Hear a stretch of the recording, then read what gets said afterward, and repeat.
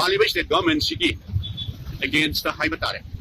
No confidence motion Kalakani Hydra. Ma apprehension Labagira Karino, no confidence motion Muktorpa Targati.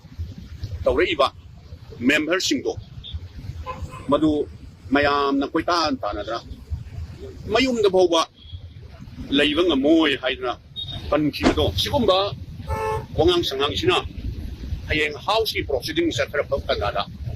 Calling the Bato Sarati Session to Hobodore Masiga Marie Su Lainana Haibatare.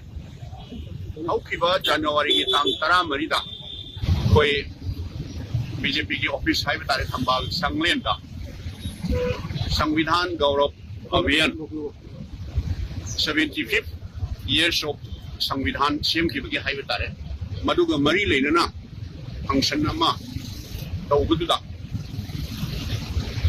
Honorable Chief Minister Sri N. Biriana Magi function to the Marie Laina Wangang Jabadi Sukai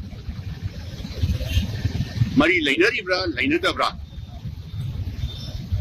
Paliba state government sigi against the Haibatare. No confidence motion Kalakani Hydra. Ma apprehension Labagira Karino, no confidence motion Muktorpa Targati.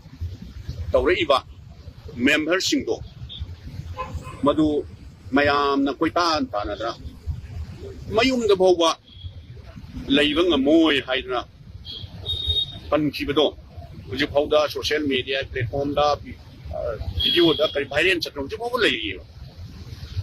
Machine attacks that way opposition side the gate. Akoina Honorable Governor Naraga Mashigumba Wahi Watasi State Amagi leader Amana Shigumba Palagan Gangbase. She unbecoming of a leader Haibatare. Adagi Akoigi honorable members in the Haibatare. Agas House honorable members in the Akoigi privilege sopa right sopa Aduga. Some honorable members in a house that Akoina the Piba constitution the Piba right constitution Makada house that Akoina business Satagaduri Base rule Magi Makada rule of procedure conduct of business Marki Sangvidangi Makada Sangvidan Makada Sana Patap state and Semdemto Adugi Makada Akoy housekeeping business Satagaduri. No confidence motion moved over the Haibudi.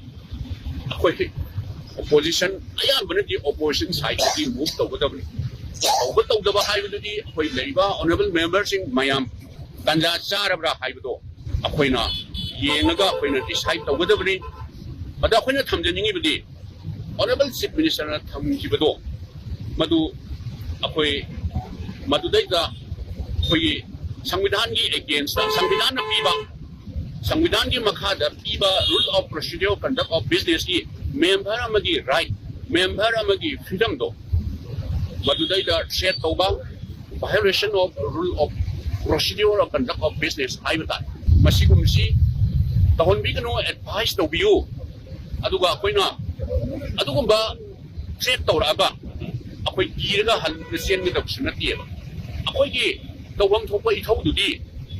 Muna Kalaga house. No confidence motion, Muk Tawada, Taroida, Karikari Tawada Haibudu, Akoi state the Prazas in the interest. Say any Parkadorba, who's it law and order, Lady Bapivum, Tandu Leta, the vice state lady, Tawga Mayam say, Makoina Tawam Fopa, state government Amagi, Tawgada Matau, Tawdra. Koi opposition is saying the higher of the Mangakatani. No confidence motion, Akoina, Muk Tawrasu. Akoi success way by way the way. Adudi don't but Tawjaction no more in a Tawja, hide the Haiba.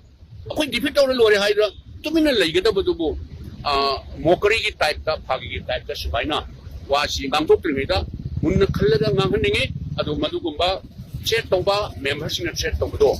Koi party, the Mother Kiraga, and Koi Sin Nati.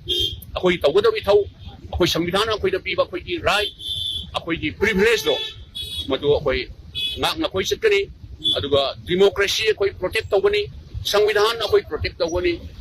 Inside the house, outside the house ako'y protect tawgani aduna sigumba wangang sangang sina hayeng house ki proceeding sa tarapag kanada ko ningda ba tawdok ako'y ko ningde aduna as a constitutional head government advice daw view karigumba ko ningda ba tawdok tarapag targadi government na masigi sole responsibility do ugadabani hayna head of the constitution aduga state city head ama koi biriba koi honorable governor da koi prior information aduga koi moida memorandum ama sabito